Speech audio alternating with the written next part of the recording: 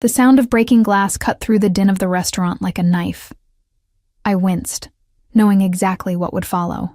"Sophia, that's the third time this week!" Mr. Kaplan's voice boomed from behind the bar, his face flushed with anger. "That's coming out of your paycheck." "I'm sorry," I mumbled, kneeling to clean up the shattered remnants of what had been a crystal tumbler. My hands trembled as I carefully picked up the larger pieces, the smaller shards glinting under the dim lighting like tiny daggers. The weight of exhaustion pressed down on my shoulders, making each movement feel like I was wading through molasses. 12 hours into a double shift at the Imperial, the most exclusive restaurant in the city, and I was running on fumes. My feet ached in the mandatory high heels that Mr. Kaplan insisted all female servers wear. The black pencil skirt and crisp white blouse of my uniform clung uncomfortably to my skin, damp with sweat from running back and forth between the kitchen and the dining room all night. "Just be more careful," Mr. Kaplan sighed, his anger deflating as he looked at the dark circles under my eyes. He knew I needed this job more than most. "Take table 7 when you're done. VIPs just came in," I nodded, depositing the glass fragments into the trash before quickly washing my hands. A glance at my reflection in the bathroom mirror made me wince. My dark hair was falling out of its neat bun, and the makeup I'd carefully applied at 6 a.m. was long gone. I did my best to fix myself up, pinching my pale cheeks to bring some color to them before heading back out. The Imperial catered to the city's elite. Old money, new money, politicians, and occasionally, as the staff whispered, people with connections to less legitimate enterprises. I'd learned to be invisible, to serve without being seen, to anticipate needs without intruding. It was exhausting but necessary. The tips from one night here could cover my mother's medication for a week. Table 7 was in the corner of the room, partially hidden behind a decorative column and draped in shadows despite the crystal chandelier overhead. Even before I approached, I could feel something different about this table. The air seemed to thicken, conversations around it hushed as if by some unspoken command. 4 men in impeccable suits occupied the circular booth. 3 of them sat in a way that allowed them to observe the room, their postures alert despite their relaxed expressions. But it was the 4th man who caught my attention, seated in the center of the booth with his back to the wall. He didn't need to watch the room. His men did that for him. He was older than I expected, perhaps in his mid-40s, with salt and pepper hair cropped close to his head. His suit was clearly bespoke, the fabric so fine it seemed to absorb the light rather than reflect it. No tie, just a crisp white shirt open at the collar, revealing a flash of tanned skin and the glint of a gold chain. But it was his hands that I noticed most. Strong, with long fingers adorned only by a single platinum ring on his right hand. They moved with deliberate grace as he gestured slightly, and immediately one of his companions shifted to make more room. I approached with my professional smile firmly in place. "Good evening, gentlemen. Welcome to the Imperial. May I start you with drinks?" 3 of the men ordered without looking at me. Whiskey, neat, scotch on the rocks, sparkling water with lime. Standard choices delivered in clipped tones. But when I turned to the man in the center, his eyes locked onto mine for the first time. They were gray, not the soft gray of morning fog, but the hard gray of steel, evaluating and calculating. I felt stripped bare under that gaze, as if he could see past my carefully constructed facade, straight to the desperate woman beneath who was one missed paycheck away from disaster. "Korosho?" he said, his voice a low rumble that seemed to vibrate through my chest. "Možno vodku, požaluista. Stolichnuju, bez elda." Russian wasn't uncommon in our city. Particularly among certain circles, what was uncommon was finding someone who spoke it as a native. I'd grown up hearing my mother's gentle, lilting Russian at home, learning its cadences and inflections long before I mastered English after our move to America. Without thinking, I responded in kind, my accent perfect from years of practice with my mother. "Konechno, stolichnaya bez eldia, otlichny vybor." The effect was instantaneous. The glass he'd been toying with froze mid-rotation. Those steel-gray eyes widened almost imperceptibly, then narrowed, focusing on me with new intensity. The air around the table seemed to drop several degrees. "Ty govorish po-ruski?" he asked, his tone deceptively casual. "Da, svobodno," I replied, the words flowing naturally. Moja mat iz Moskvy. A muscle in his jaw twitched. His companions exchanged glances, their bodies tensing slightly as if preparing for something. I suddenly realized I'd made a mistake, though I couldn't understand what it was. Speaking Russian had been automatic, a reflex triggered by hearing the familiar language. Interesting, he said, switching to English. His accent was barely detectable, just a slight hardness to certain consonants. What's your name? Sophia, I answered, fighting the urge to step back from the table. Something in his expression made me feel like prey suddenly noticed by a predator. Sophia, he repeated, as if tasting the name. Like wisdom. Fitting. He gestured toward his companions. Bring our drinks, Sophia. We'll be here for some time. I nodded and retreated to the bar, feeling his eyes follow me across the room. My hands trembled slightly as I relayed the drink orders to the bartender. Everything okay? Asked Mia, another server, as she collected her own order. You look like you've seen a ghost. I'm fine, I assured her, though my voice sounded hollow even to my own ears. Just tired. Who is that at table 7? They seem important. Mia's eyes widened, and she leaned in close, her voice dropping to a whisper. You don't know. That's Alexei Volkov. They say he runs half the city's imports through the harbor, if you catch my meaning. Bad news, Sophia. Don't make eye contact. Don't say anything unnecessary. Just serve and disappear. Alexei Volkov. The name sent a chill down my spine. Even I had heard whispers about the Volkov organization, though I tried to keep my head down and stay out of such matters. They controlled much of the city's underworld, gambling, protection rackets, smuggling. And now he was watching me with those calculating eyes, all because I'd answered him in Russian. When I returned with their drinks, I was careful to keep my gaze lowered, placing each glass precisely where it belonged. But as I set the vodka before Volkov, his hand shot out, fingers wrapping around my wrist in a grip that was gentle but unmistakably firm. Spasibo, Sophia, he said softly. His thumb traced a small circle on the inside of my wrist, just over my pulse point. I could feel my heart hammering against my ribs. Pojaluista, I managed to reply, my mouth dry. He released me, but it felt like his touch had branded my skin. I backed away, nearly colliding with another server as I retreated. For the rest of the evening, I felt Volkov's gaze following me around the restaurant. Whenever I glanced toward table 7, those gray eyes were watching, evaluating, considering. I tried to focus on my other tables, on remembering orders and carrying plates, but my mind kept returning to that moment of connection, to the cool touch of his fingers on my skin. As the night wore on, the restaurant began to empty. Mr. Kaplan approached me as I was clearing a recently vacated table. Sophia, table 7 is asking for you specifically for their dessert order, he said, his expression unreadable. Whatever you did, they're impressed. The big guy tipped the wine steward $300 for a recommendation. My stomach nodded. I just spoke Russian with them. It wasn't anything special. Mr. Kaplan raised an eyebrow. Well, whatever it was, don't screw it up. Customers like that can make or break a place like this. I nodded and made my way back to table 7. The men had finished their meal and were sipping drinks, looking relaxed, yet still, somehow alert. As I approached, their conversation ceased. Gentlemen, I said, proud that my voice remained steady. Can I interest you in dessert this evening? Volkov smiled, a small quirk of his lips that didn't quite reach his eyes. What would you recommend, Sophia? The way he said my name made it sound like something precious, something secret shared between us. I swallowed hard. The chocolate soufflé is excellent, I offered, though it takes about 15 minutes to prepare. Then we'll wait, he replied, his gaze never leaving my face, and coffee for everyone. I nodded and turned to leave, but his voice stopped me. Tell me, Sophia, he said, how long have you worked here?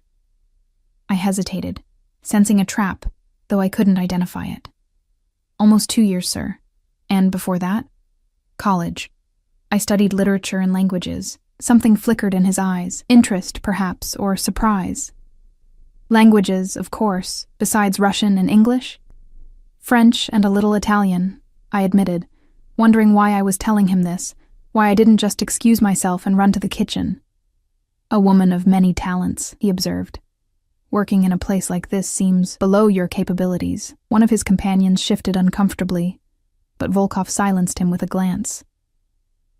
The pay is good, I said simply. Not all of us have many choices.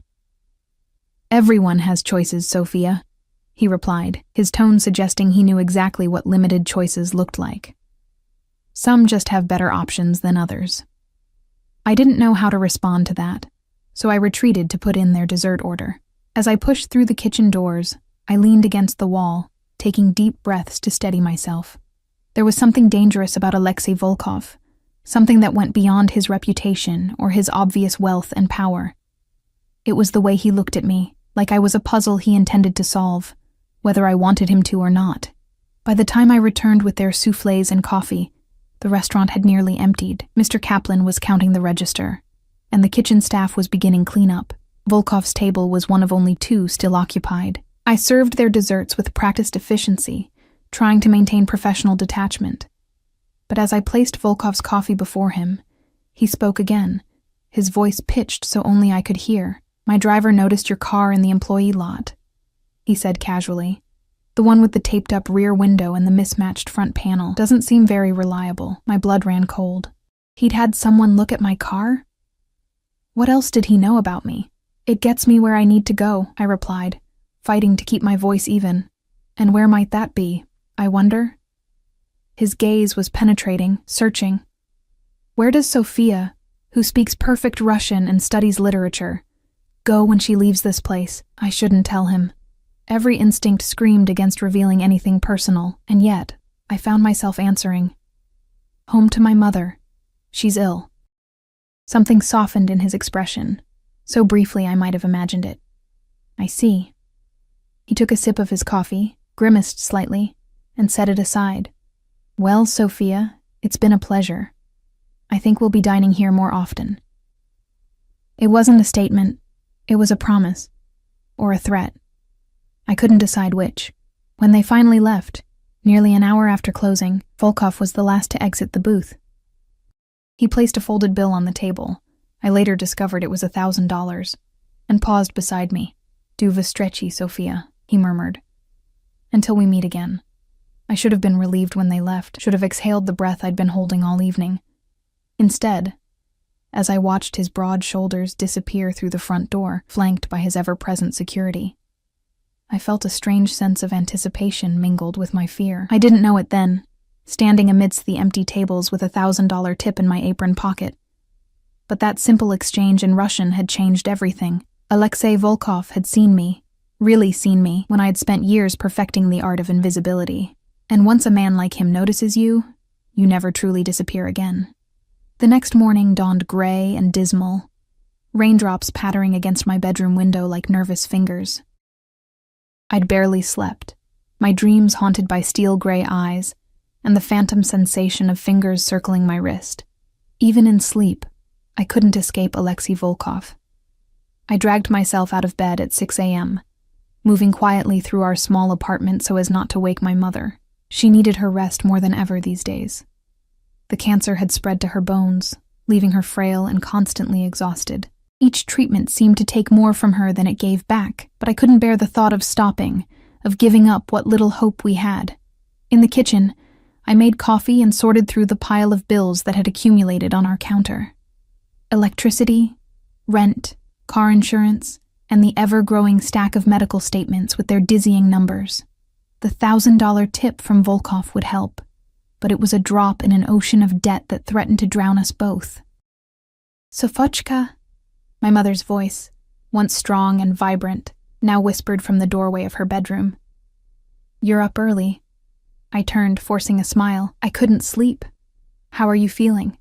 She shuffled into the kitchen, her once graceful movements now halting and pained. At 52, Irina Petrov looked 20 years older, her body ravaged by disease and treatment.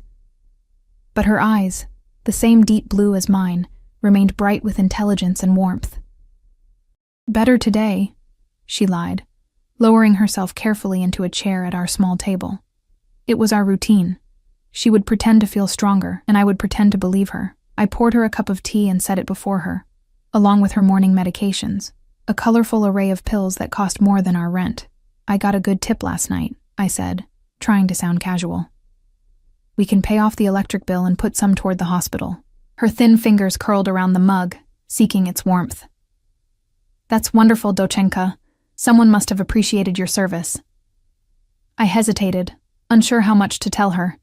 My mother had fled Russia 30 years ago, leaving behind a past she rarely discussed.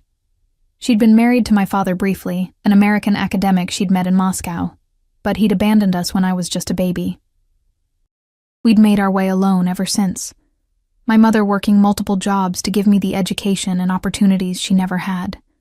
A Russian man, I finally said, watching her face carefully. He seemed surprised that I spoke the language. Something flickered in her eyes, a shadow of an emotion I couldn't quite identify. There are many Russians in this city, she said dismissively. Some better than others. Did he give his name? Volkov, I replied. Alexei Volkov. The mug slipped from her fingers, tea splashing across the worn tablecloth. Her face drained of what little color it had. Mama? I reached for her hand, alarmed by her reaction. Do you know him? She recovered quickly, dabbing at the spilled tea with a napkin. Of him, perhaps. The name is familiar from the old country. These men who bring their old ways to new shores. She shook her head. Be careful, Sophia. Such men are dangerous. It was just one night, I assured her, though I recalled Volkov's promise to return. I probably won't see him again. My mother gave me a look that suggested she didn't believe me, but she didn't press the issue. Instead, she changed the subject, asking about my upcoming day. I didn't have a shift at the Imperial until evening, which meant I could take her to her doctor's appointment and still have time to stop by the pharmacy for her prescription refills. The day passed in a blur of sterile waiting rooms, concerned doctors' faces, and the familiar anxiety that accompanied each new test result. By the time I dropped my mother back at home, made her comfortable with books and tea within reach, and headed to work, I was emotionally drained. The encounter with Volkov seemed distant, almost dreamlike compared to the harsh reality of my mother's illness. The Imperial was unusually busy for a Tuesday night. As I changed into my uniform in the staff room, Mia cornered me, her eyes wide with excitement. Did you hear? She whispered, helping me pin my hair into the required neat bun. Mr. Kaplan's been running around like crazy all day. Apparently someone important called and reserved the private dining room for tonight. The chef's been cursing up a storm, preparing some special menu. My stomach tightened. Did they say who? Mia shrugged. Some business types, I think. All I know is Ashley and I are assigned to them. And Mr. Kaplan's been giving us instructions for an hour. No mistakes, best service, blah blah blah. Relief washed over me. Not Volkov then. Just some corporate dinner. I finished changing and headed out to begin my shift, feeling lighter than I had all day. That feeling lasted exactly 43 minutes. I was delivering appetizers to a table of tourists when the restaurant's front door opened.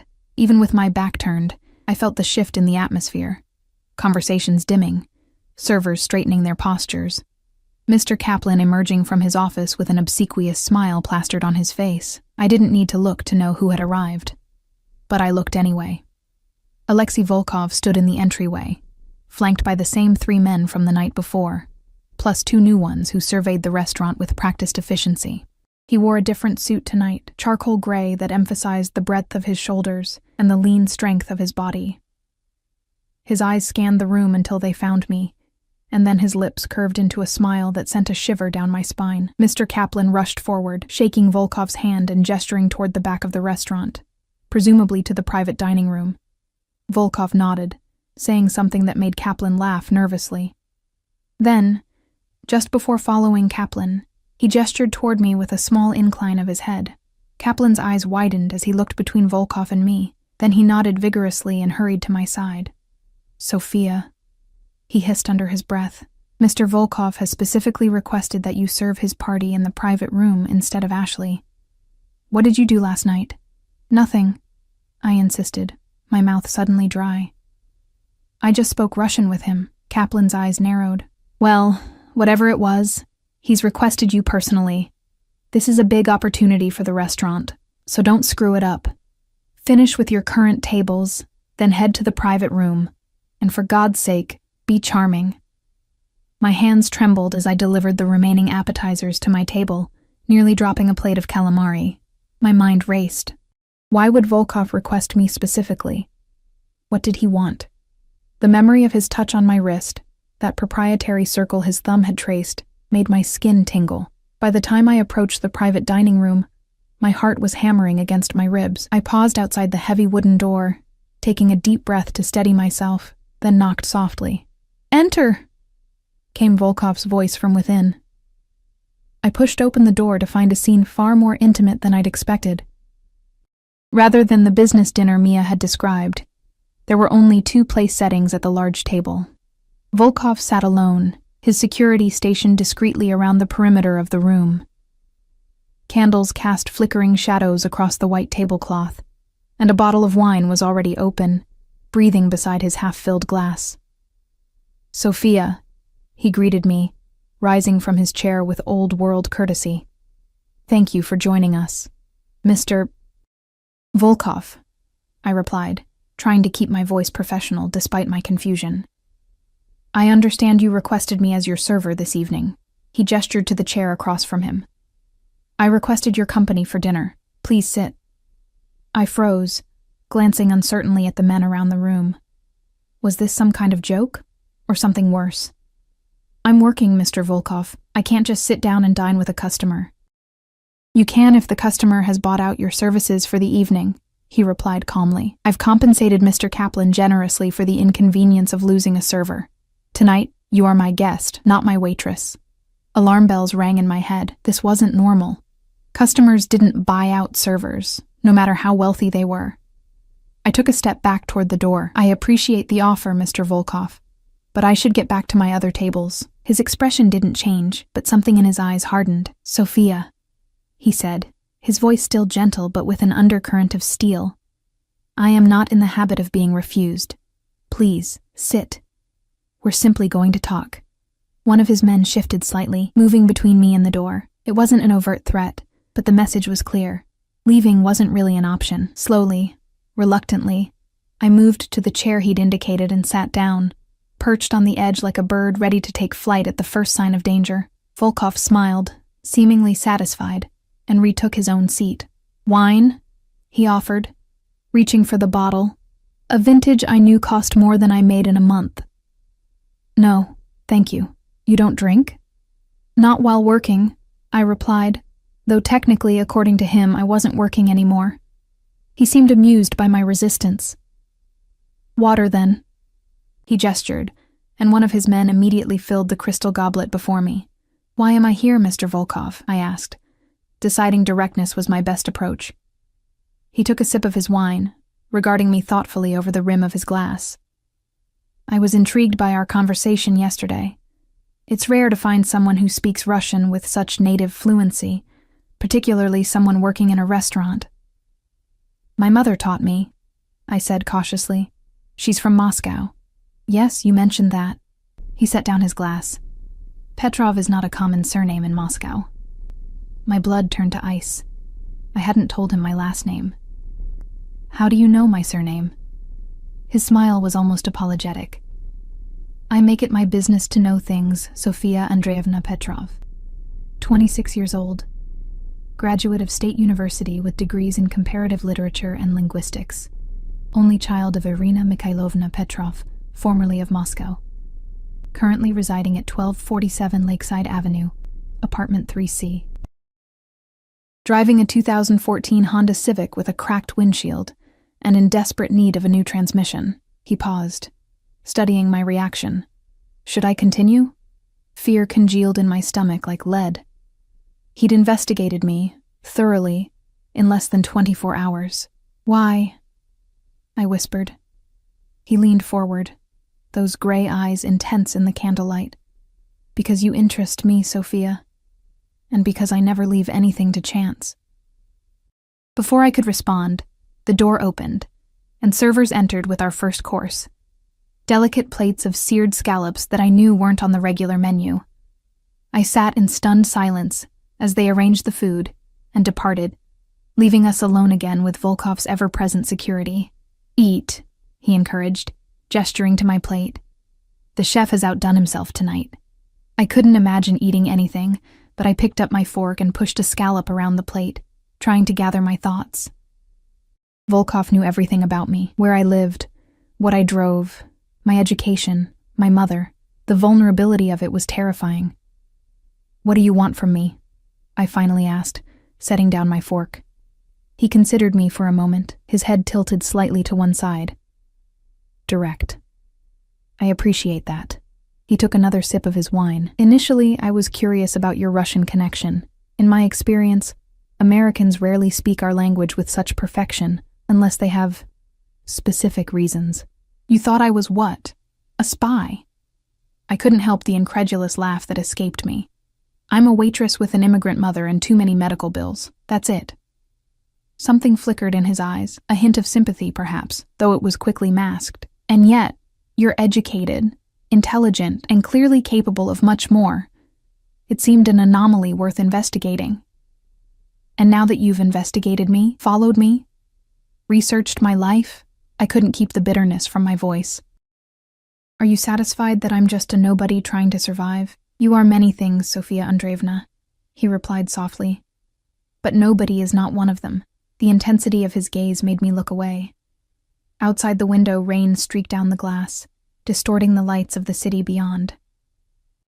I felt trapped, not just in this room with this dangerous man, but in the larger prison of my circumstances, my mother's illness, our mounting debts, the grinding exhaustion of working to stay barely afloat. "I have a proposition for you," Volkov said, breaking the silence. My head snapped up, alarm coursing through me. "I'm not interested in any proposition." His lips quirked in amusement. "You haven't heard it yet." "I don't need to," I replied, finding courage in desperation. "Whatever it is, the answer is no." One of his men shifted, clearly unhappy with my tone, but Volkov waved him back with a negligent hand.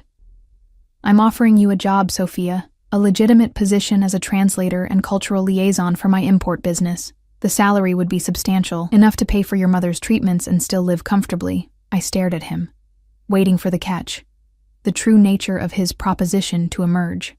"Why would you offer me a job? You don't know my qualifications." "I know enough," he replied. "You're educated, fluent in multiple languages, clearly intelligent and adaptable. The rest you can learn." He leaned back in his chair, studying me. "And I would prefer to have you where I can see you." The last sentence sent a chill through me.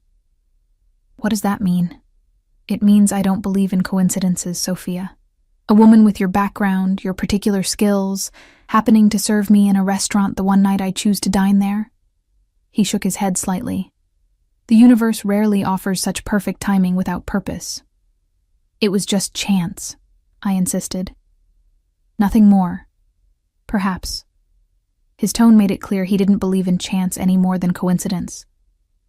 "Regardless, the offer stands. You would start immediately, working directly for me at my offices downtown. Your mother's medical expenses would be covered entirely. The best doctors, private care, whatever she needs." The mention of my mother's care made my breath catch. It was everything I needed, everything I'd been fighting for these past 2 years, and all I had to do was work for a man who terrified me. "What exactly would this job entail?" I asked cautiously. "Translation, primarily. Documents, conversations, business communications. Occasional travel to meet with international partners." He took a bite of his scallop, chewing thoughtfully before continuing. "Nothing illegal, if that's your concern. The Volkov Group has many legitimate enterprises. And many illegitimate ones, I thought, but didn't say.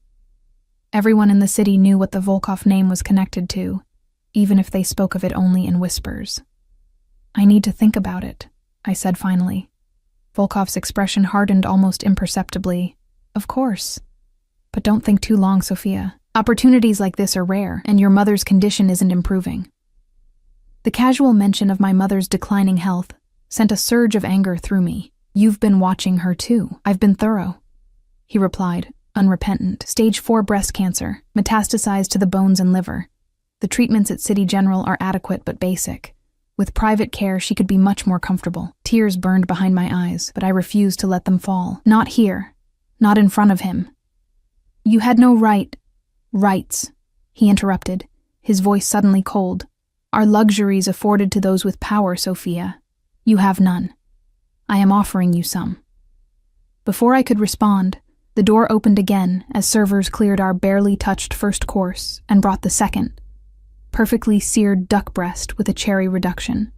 I sat in silence, my appetite completely gone, as they arranged the plates and departed. "You look pale," Volkov observed once we were alone again. "Perhaps some wine would help after all." Without waiting for my response, he gestured, and one of his men stepped forward to pour ruby-red liquid into my glass. I didn't touch it. "I should get back to work," I said, starting to rise. "Sit down, Sophia." His tone brooked no argument, and I found myself sinking back into my chair. "We haven't finished our conversation." "I think we have," I replied, surprising myself with my boldness. "You've investigated me, intimidated me, and made me an offer I don't want. There's nothing left to discuss." For a moment, his expression darkened dangerously. Then, unexpectedly, he laughed. A genuine sound of amusement that transformed his face, softening the hard lines and making him appear almost approachable. "You have spirit," he said, approval warming his tone. "That's good. I have no use for sycophants and yes-men." He reached into his jacket and withdrew a business card, sliding it across the table to me. "Take this. When you're ready to accept my offer, and you will accept it, Sophia, call this number. Anytime, day or night." I didn't take the card.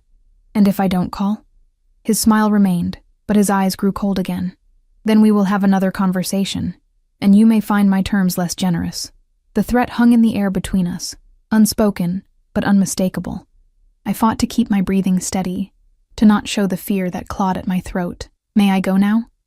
I asked, proud that my voice remained even. Volkov studied me for a long moment, then nodded once. "For tonight. But remember, Sophia, I found you once by chance. Finding you again would be by design." He pushed the business card closer to me. "Take it." With trembling fingers, I picked up the card. Heavy cardstock with embossed lettering, just a name and a phone number. I slipped it into my pocket and stood. "Do svidania, Mr. Volkov," I said, managing a small act of defiance by using the more formal farewell rather than his casual do vstrechi from the night before. His lips quirked in that half-smile that never reached his eyes. "Do vstrechi, Sofia Andreevna. Sooner rather than later, I hope." I turned and walked from the room, feeling his gaze on my back like a physical touch. Outside, in the hallway, I leaned against the wall, drawing deep breaths into lungs that suddenly seemed too small. The card in my pocket felt like it was burning through the fabric, branding my skin. Mr. Kaplan appeared at my elbow, his face anxious. "Is everything all right? Did something go wrong?" I straightened, forcing my professional mask back into place. "Everything's fine." Mr. Volkov wanted to discuss a potential job opportunity. Kaplan's eyebrows shot up. "A job? With the Volkov Group?" He let out a low whistle. "Sophia, do you know what some people would give for that kind of connection?" "Their lives, probably," I thought grimly. "Their souls, certainly." "I need to get back to my tables," I said, brushing past him. "Actually," Kaplan called after me, "Mr. Volkov paid for your entire shift. You're free to go home if you'd like." Of course he had. Another demonstration of his power, his ability to rearrange my life without my consent. I changed quickly in the staff room, avoiding the curious glances of my coworkers, and hurried to my car. The taped window that Volkov had mentioned leaked slightly in the rain, a steady drip, drip, drip that matched the pounding of my heart. As I drove home through the wet streets, I couldn't shake the feeling that I was being followed, that those steel-gray eyes were still watching me, evaluating, waiting for my inevitable surrender, because that's what it would be if I called that number. Surrender. And yet, as I thought of my mother's pale face, of the mountain of medical bills, of her deteriorating condition, was it surrender if it saved her life? The business card seemed to pulse in my pocket like a second heartbeat, a constant reminder of the devil's bargain I'd been offered. A bargain that, despite my fear and my pride, I wasn't sure I could afford to refuse. Home was quiet when I arrived, the only light coming from beneath my mother's bedroom door.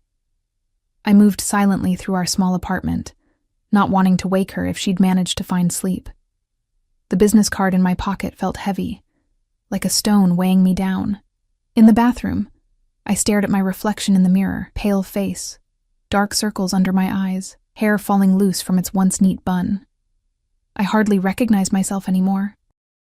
2 years of watching my mother fade away, of working double shifts and pinching pennies, had hollowed me out. I removed the card from my pocket and studied it. Simple, elegant, powerful, just like the man himself. No flashy logo or unnecessary information, just his name and a phone number embossed in silver on heavy black cardstock. I propped it against the bathroom mirror, a constant reminder of the choice before me. A soft cough from my mother's room drew my attention. I quickly changed into comfortable clothes and went to check on her. She was awake, propped up on pillows, a book open on her lap, though I doubted she'd been reading. The light cast shadows on her gaunt face, emphasizing the sharp angles of her cheekbones where fullness had once been. "You're home early," she observed, her voice raspy. "Everything okay at work?" I sat on the edge of her bed, taking her thin hand in mine. "Fine." It was just a slow night. The lie came easily. I'd become practiced at shielding her from my troubles. Her eyes, still sharp despite her illness, studied my face. "Something's bothering you, Dochenka. I can tell." For a moment, I considered telling her everything about Volkov, his offer, the terrifying way he'd researched our lives. But what good would it do? She was already carrying too heavy a burden. "Just tired," I assured her. "How are you feeling? Did you eat the soup I left for you?" "A little." Her fingers tightened weakly around mine. "Sophia, you work too hard. I worry about you." I forced a smile. "I'm fine, Mama." "Really? You should rest now." She didn't believe me. I could see it in her eyes, but she was too exhausted to press further. I helped her take her evening medications, adjusted her pillows, and sat with her until her breathing evened out in sleep. Back in my own room, I pulled out the stack of medical bills I'd been avoiding. The numbers blurred before my eyes, impossibly large. Even with insurance, the copays and deductibles were drowning us. The experimental treatment her doctor had suggested, the one that might actually help, wasn't covered at all. Volkov's words echoed in my mind. "The treatments at City General are adequate but basic. With private care, she could be much more comfortable. More than comfortable. She could have a fighting chance. With the kind of money Volkov was offering, we could afford the experimental treatment, private nursing care, anything she needed. All I had to do was call that number." I pulled out my phone, staring at it until the screen dimmed, then went dark. Was I really considering this? Working for a man who was almost certainly involved in illegal activities? A man who had investigated me, intimidated me, and all but threatened me if I refused? Yes. For my mother, I was. But not tonight. Tonight, I needed to think, to consider my options, if I even had any. I must have fallen asleep eventually, because the next thing I knew, sunlight was streaming through my window, and my alarm was blaring. I dragged myself out of bed, feeling as though I hadn't slept at all. As I made coffee, I checked on my mother. She was still sleeping, her breathing shallow but steady. I left her medications and a glass of water on her bedside table, wrote a quick note explaining I'd gone to the pharmacy, and slipped out. The morning was bright and clear, the rain from the previous night having washed everything clean. I drove to the pharmacy with my windows down, trying to clear my head with fresh air. The pharmacist's face was sympathetic, but firm as she explained that our insurance was declining to cover one of my mother's medications. A pill that cost nearly $40 each, needed twice daily.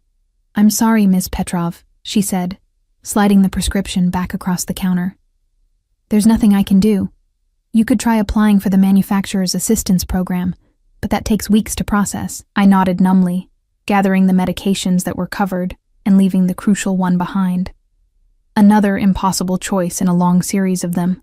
When I returned to our apartment building, I noticed an unfamiliar black SUV parked across the street. Its windows were tinted dark, making it impossible to see inside. But I felt eyes watching me as I hurried inside. Volkov's men? It seemed likely. My mother was awake when I entered, sitting up in bed and looking through old photographs. Her favorite way to pass time when she had the energy. "I got most of your prescriptions," I told her, unpacking the pharmacy bag. "The Taxiltin isn't covered anymore. I'll call the doctor and see if there's an alternative." She nodded, but I could see the worry in her eyes. We both knew there wasn't an equivalent alternative. It was that medication or nothing. "Sophia," she said after a moment, "there's something I need to tell you, something I should have told you long ago." I sat beside her on the bed, alarmed by the serious tone of her voice. "What is it, Mama?" she sighed, setting aside the photographs. "You asked me yesterday if I knew Alexei Volkov. I wasn't entirely truthful with you." She paused, gathering her strength. "I knew his father, Mikhail Volkov, many years ago in Moscow, before I met your father." I stared at her, trying to process this information. "You knew Volkov's father? How?" "Moscow was different then, during the final years of the Soviet Union. Everything was changing, power shifting hands." She looked down at her thin hands. "Mikhail was ambitious, dangerous, but charming. I worked as a translator at a government office, and he had business there often." "Were you involved with him?" I asked hesitantly. She shook her head. "Not in the way you're thinking. But I did translate for some of his more sensitive meetings. I knew things. Information that powerful people wouldn't want shared." A chill ran down my spine. "Is that why we left Russia?" "Partly." Her eyes took on a faraway look. "When I met your father and decided to leave with him, Mikhail wasn't pleased. He considered me valuable to his operations." "Did he threaten you?" "Not explicitly. Mikhail was too sophisticated for that." She reached for my hand. "Sophia, if his son is anything like him, he's not someone you want to know. These men, they don't see people, only assets or obstacles." I swallowed hard, wondering how much to tell her. "He offered me a job," I finally admitted, "as a translator." Her fingers tightened around mine with surprising strength. "Don't take it. Whatever he's offering, it's not worth the price you'll pay. The money would cover your treatments, Mama. All of them. The experimental one, too." Tears filled her eyes. "Not at that cost, Dochenka. I won't have you sell your soul to save my life." I wanted to argue, to tell her that my soul was a small price to pay for her survival, but a coughing fit overtook her. I helped her drink some water, adjusted her oxygen, and waited until she caught her breath. "Rest now," I urged, tucking the blankets around her thin shoulders. "We can talk more later." She closed her eyes, exhaustion evident in every line of her face. I sat with her until her breathing steadied, then quietly left the room. In the kitchen, I stared at Volkov's business card on the counter where I'd left it. My mother's warnings echoed in my head, but so did the pharmacist's words. There's nothing I can do. There was something I could do. One phone call, and our financial problems would vanish. My mother could get the treatment she needed. The medications insurance wouldn't cover, but at what cost? I picked up my phone and the card, my finger hovering over the keypad. Before I could decide, my phone rang. A number I didn't recognize. My heart hammered against my ribs as I answered. "Sophia Andreevna." Volkov's voice was unmistakable, even through the phone. "I trust you slept well?" I moved to the window, peering out at the black SUV still parked across the street. "You're having me watched. A precaution," he replied, unapologetic. "Have you considered my offer?" I gripped the phone tighter. "My mother needs medication that insurance won't cover. It's $40 per pill, twice daily." There was a pause, then, "Is that a yes, Sophia?" "It's a negotiation," I replied, surprising myself with my boldness. "I want to know exactly what this job entails before I agree to anything." He chuckled, the sound sending a shiver down my spine. "I admire your spirit. Very well. A car will pick you up in 1 hour to bring you to my office. We'll discuss the details in person." "I can't leave my mother alone that long. Your mother will be fine for a few hours," he said, his tone making it clear this wasn't a request. 1 hour, Sophia. Be ready." The line went dead before I could respond. I stared at the phone in my hand, wondering if I'd just made a terrible mistake. Exactly 1 hour later, a sleek black car pulled up outside our apartment building. Not the SUV that had been watching the place, but a luxury sedan with tinted windows. I'd spent the intervening time checking on my mother, who had fallen into a fitful sleep, leaving her detailed instructions and emergency contacts in case she woke before I returned. The driver opened the door for me without speaking. As I slid into the back seat, I was surprised to find I wasn't alone. Ms. Petrov, a woman perhaps 10 years my senior, greeted me with a professional nod. She was immaculately dressed in a tailored gray suit, her dark hair pulled back in a severe bun. "I'm Natalia Sokolova, Mr. Volkov's executive assistant." "Where are we going?" I asked, watching my neighborhood recede through the window as the car pulled away. "Mr. Volkov's downtown office," she replied, her accent a polished version of Russian-influenced English. "He's looking forward to meeting with you." We rode in silence after that, the car gliding through city streets toward the gleaming towers of the business district. I'd rarely had reason to visit this part of the city. It belonged to a different world than mine, one of corporate power and old money. The car pulled into an underground parking garage beneath one of the tallest buildings, 50 stories of glass and steel with the Volkov Group logo discreetly displayed at the top. Natalia led me to a private elevator that required both a keycard and fingerprint scan to operate. "Mr. Volkov values his privacy," she explained, catching my surprised look. "Security is a priority." The elevator ascended swiftly to the 49th floor, opening directly into a reception area decorated in understated luxury.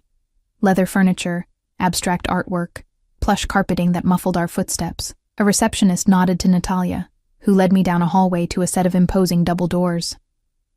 She knocked once, then opened the door without waiting for a response. "Ms. Petrov is here, sir." Alexei Volkov stood at the floor-to-ceiling windows that made up the far wall of his office, hands clasped behind his back as he surveyed the city spread below him. He turned as we entered, those gray eyes finding mine immediately. "Sophia," he greeted me, as if we were old friends rather than predator and prey. "Thank you for coming. Please, sit." He gestured to a seating area with leather armchairs arranged around a low table. "Natalia, bring us tea." I perched on the edge of one of the armchairs, taking in the space around me. The office was large but not ostentatious, furnished with obvious quality but restrained taste. One wall held bookshelves filled with volumes in multiple languages. Another displayed a collection of what appeared to be antique maps. There were no family photographs, no personal touches that I could see. "Your mother's medication has been arranged," Volkov said without preamble, taking the seat across from me. "A 6-month supply of Taxeltin will be delivered to your apartment this afternoon, along with the rest of her prescriptions." I stared at him, caught off guard. "How did you know which—" "As I said, I'm thorough," he interrupted smoothly. "I also took the liberty of scheduling a consultation with Dr. Erickson at the Northside Medical Center regarding the experimental treatment your mother's oncologist suggested. He's the leading specialist in this particular therapy." A wave of conflicting emotions washed over me. Gratitude, resentment, hope, suspicion. "Why are you doing this? I haven't agreed to work for you yet. Consider it a good faith gesture," he replied, watching me carefully, "and a demonstration of what I can offer." Natalia returned with a tea service, setting it on the table between us before departing silently, closing the door behind her. Volkov poured tea into delicate porcelain cups, the domestic gesture incongruous coming from a man of his reputation. "Now, to business. You wanted to know exactly what this position would entail." I accepted the cup he offered, more for something to do with my hands than from any desire to drink. "Yes. The Volkov Group has extensive international holdings," he explained, leaning back in his chair. "Energy, shipping, real estate, technology. We deal with partners who speak many languages, come from many cultures. What I need is someone who can not only translate the words but understand the nuances, the cultural context." "A cultural liaison," I said, echoing his words from last night. He nodded, pleased. "Exactly. You would attend meetings with me, translate documents, occasionally travel to meet with partners who might be more comfortable speaking their native language. And what about your other businesses?" I asked pointedly. "The ones that don't appear in annual reports?" His expression didn't change, but something in his eyes hardened. "You would not be involved in those aspects of my organization. Your position would be entirely legitimate, with appropriate tax documentation, benefits, and so forth. Plausible deniability," I murmured. That earned me a small smile. You're intelligent, Sophia. I value that. He set down his cup. The salary would be $150,000 annually, with full health benefits that would, of course, extend to your mother as a dependent. All her medical expenses would be covered, including experimental treatments, not typically covered by insurance. The figure made me dizzy. It was more than 5 times what I currently earned. With that kind of money, I could not only pay for my mother's treatments, but also move us to a better apartment, possibly even buy a house. I could pay off my student loans, replace my dying car. What's the catch? I asked, knowing there had to be one. Volkov studied me for a moment. Loyalty, he finally said. Absolute discretion about anything you see or hear while in my employ. And availability when I need you, regardless of the hour or day. Availability for what, exactly? Work, Sophia, he replied, a hint of amusement in his tone. What did you think I meant? I flushed, looking away. You're not exactly known for running a conventional business, Mr. Volkov. Alexei, he corrected. If you're going to work closely with me, we should dispense with formalities. He leaned forward, his gaze intense. I won't lie to you, Sophia. My organization operates in gray areas sometimes, but your role would be legitimate, and I would never ask you to do anything illegal. I wanted to believe him. The offer was everything I needed. Everything my mother needed. But my mother's warning echoed in my mind. These men don't see people, only assets or obstacles. I need time to think, I said, setting down my untouched tea. Of course, he agreed, though I detected impatience beneath his polite tone. But not too much time. I need someone in this position immediately. He stood, and I automatically rose as well. We were standing closer than I'd realized. Close enough that I had to tilt my head back to meet his gaze. This near, I could smell his cologne, something subtle and expensive, and see the faint lines at the corners of his eyes, the only indication that he was closer to 50 than 40. 1 week, he said, his voice lowered. I'll give you 1 week to decide, Sophia. After that, I'll need to find someone else. It was more time than I'd expected him to offer, given his obvious impatience. Thank you. He reached out, his fingers brushing against my cheek in a touch so light I might have imagined it. Don't thank me yet. You haven't said yes. I stepped back, unsettled by his touch and my body's unbidden response to it. I should get back to my mother, he nodded, making no move to stop me. Natalia will see you out. The car will take you home. He returned to his desk, effectively dismissing me. 1 week, Sophia. The offer expires after that. Outside, in the hallway, I drew a shaky breath. Natalia appeared almost immediately, as if she'd been waiting. This way, Miss Petrov, she said, leading me back to the elevator. As we descended, I gathered my courage to ask her the question burning in my mind. How long have you worked for Mr. Volkov? She glanced at me, her expression unreadable. 12 years. And is he a good employer? A faint smile touched her lips. He is fair, generous with those who are loyal, and unforgiving of mistakes. If you're looking for conventional, Miss Petrov, you should look elsewhere. I'm looking for a way to save my mother, I admitted quietly. Her expression softened slightly. Then you found it. Mr. Volkov rewards loyalty, and he keeps his promises, good and bad. The car was waiting when we reached the garage. As I settled into the back seat, Natalia leaned in to give me a small card, not a business card this time, but what appeared to be an appointment card from a medical office. Your mother's consultation with Dr. Erickson, she explained. Tomorrow at 10 a.m., the car will pick you both up at 9:15. I stared at the card in disbelief.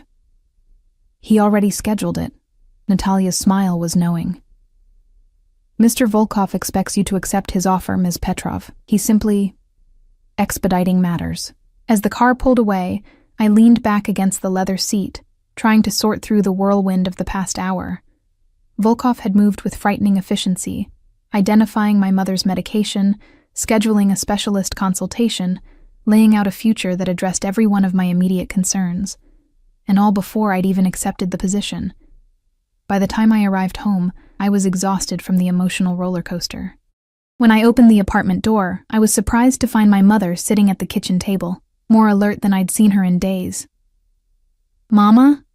You shouldn't be up," I said, hurrying to her side. She waved away my concern. "I'm feeling better today." Her gaze was sharp as she studied my face. "Where were you, Sophia?" I hesitated, torn between honesty and the desire to protect her. "I went to meet with Alexei Volkov about the job he offered." Instead of the alarm I expected, she simply nodded. "I thought as much." "And what did he offer you?" I sat across from her, laying out everything Volkov had said. The salary, the benefits, the nature of the position. I left out his touch, the unsettling effect he had on me. "A cultural liaison," she repeated when I'd finished. "That's what they called me too, at first." A chill ran down my spine. "What do you mean?" She sighed, suddenly looking all her years and more. "Sophia, before you make any decision, there's something you need to know. Something about your father, your real father." My heart stopped, then resumed at double speed. "What do you mean, my real father?" "You said my father was an American professor you met in Moscow." My mother reached for my hand across the table, her thin fingers surprisingly strong. "That was a story I created to protect you, and myself. Your biological father was Mikhail Volkov." The room seemed to tilt around me.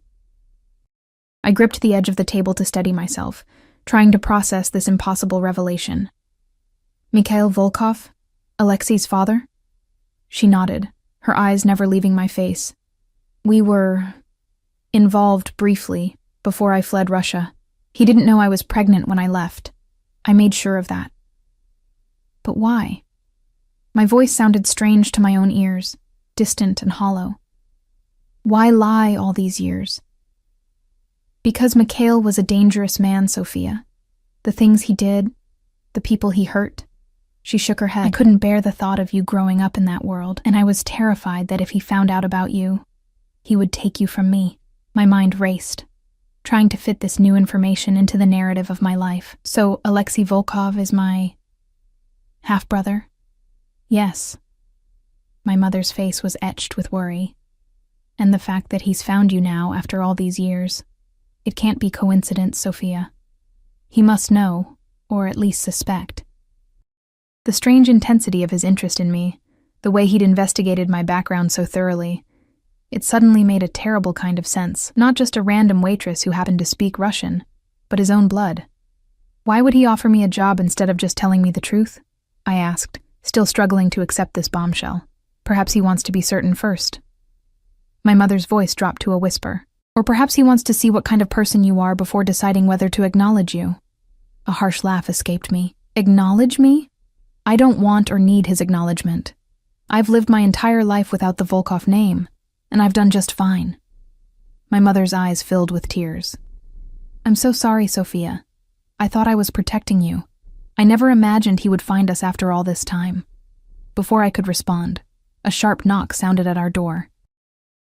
I tensed, immediately thinking of Volkov's men. My mother squeezed my hand, fear evident in her face. When I opened the door, I found a courier holding a large package and a clipboard. "Delivery for Irina Petrov," he announced, barely glancing at me. I signed for the package and brought it inside, already guessing what it contained. Sure enough, when I opened it, I found a 6-month supply of Taxiltin, along with all my mother's other medications, just as Volkov had promised. At the bottom of the box was a small envelope with my name written in elegant handwriting. With trembling fingers, I opened it to find a note, a gesture of good faith between family. "AV."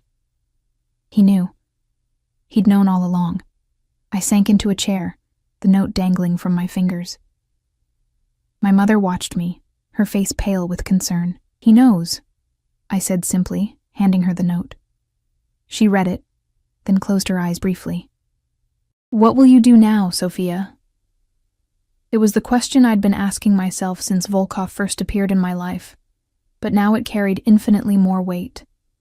This wasn't just about a job offer anymore. It was about identity, family, truth. I need to talk to him, I decided. I need to hear what he has to say. My mother nodded slowly. "I understand. But be careful, Dochenka. The Volkov men are masters of manipulation. Don't let him rewrite your story." I helped her take her evening medication, including the Taxelton that we could never have afforded on our own, then settled her back in bed. As I sat beside her, watching her drift into a more peaceful sleep than she'd had in months, I made my decision. The next morning, I called the number on Volkov's business card. Natalia answered, her voice professionally neutral. "I need to see him," I said without preamble. "Today." There was a brief pause. "Mr. Volkov is in meetings until 4 p.m. He can see you at 4:30. I'll be there." The day passed in a blur of preparation. I took my mother to her consultation with Dr. Erickson, as arranged. The specialist was cautiously optimistic about the experimental treatment, explaining that while it wasn't a cure, it could significantly extend her life and improve its quality. He'd already received authorization for the treatment, courtesy of Volkov, no doubt, and could begin as early as next week. I watched my mother's face brighten with the first real hope she'd felt in years, and my resolve strengthened. Whatever game Volkov was playing, whatever his motives, he'd given my mother this chance. For that alone, I owed him a conversation. At 4:25 p.m., I stood outside the Volkov Group headquarters, gathering my courage. I'd dressed with care, not in my waitress uniform or casual clothes, but in the best outfit I owned.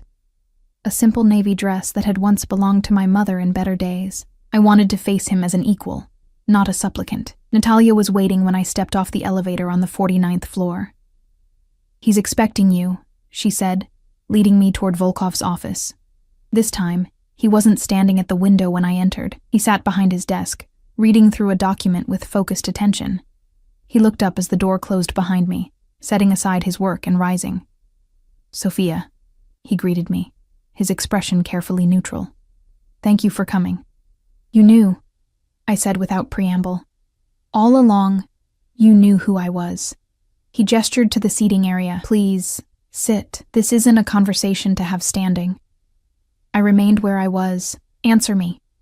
Did you know I'm your half-sister when you came to the restaurant that night?" His jaw tightened almost imperceptibly. "I suspected. You have his eyes, our father's eyes, and your Russian was too perfect. Your mother's name too familiar. So ordering vodka in Russian was what? A test?" A faint smile touched his lips. "A fishing expedition, let's say. Your response confirmed my suspicions." I finally moved to the seating area, sinking into one of the leather chairs. My legs felt suddenly unsteady. Volkov followed, taking the seat across from me. "How long have you known about me?" I asked. "I've been searching for you for years," he admitted. "After our father died 5 years ago, I found some old correspondence that suggested your mother might have been pregnant when she fled Russia. It was just a hint, a note from an informant who'd seen her at a doctor's appointment, but it was enough to make me wonder if I had a sibling somewhere. And now that you've found me, what do you want?" He leaned forward, his gray eyes, our father's eyes apparently, intense. "Family, Sophia. You're a Volkov, whether you use the name or not. Blood matters." "Does it?" I challenged. "You don't even know me." "I know enough," he countered. "You're intelligent, educated, fiercely loyal to your mother. You work yourself to exhaustion rather than compromise your principles. You speak perfect Russian and can stand up to me without flinching." A genuine smile spread across his face. "You're very much a Volkov." The comparison both unsettled and oddly pleased me, which only unsettled me more. "I grew up without your father, without our father. I don't need a family now, especially not one connected to—" I gestured vaguely, encompassing his empire. "Connected to crime," he finished bluntly. "Not all of my businesses operate in the shadows, Sophia. The offer I made you was genuine, a legitimate position with legitimate work, but with strings attached, of course." He didn't bother to deny it.